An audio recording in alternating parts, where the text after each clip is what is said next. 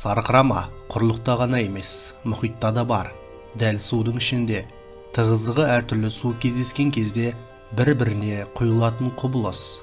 Сәлем достар, пайдалы ақпарат арнасына қош келдіңіздер.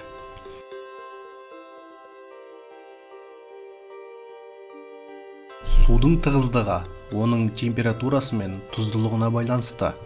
Суық су мен тұзды судың тығыздығы жоғары болады, ал ыстық су мен тұщы судың тығыздығы төмендеу.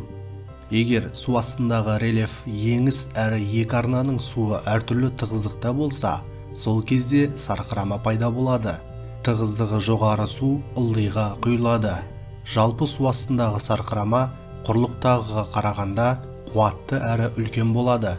Мұндай сарқыраманың көбі әлі де анықталмаған болар.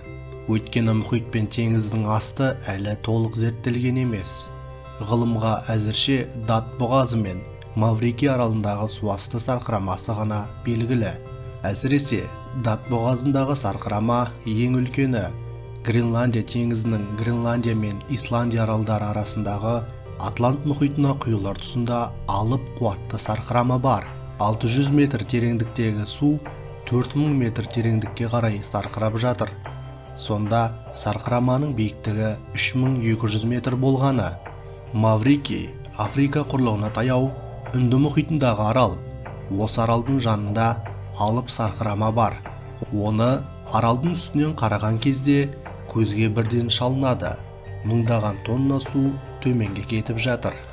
Жағалауға жақын судың түсі аспан түстес болса, мұхитқа қарайғы судың түсі қою көк түс екенін, әрі судың бөлініп бөлек ағып жатқанын аңғаруға болады. Мұхиттың тереңдігі жағалауға жақын тұста 10-30 метр болса, сарқырама пайда болған жерде 150 метр.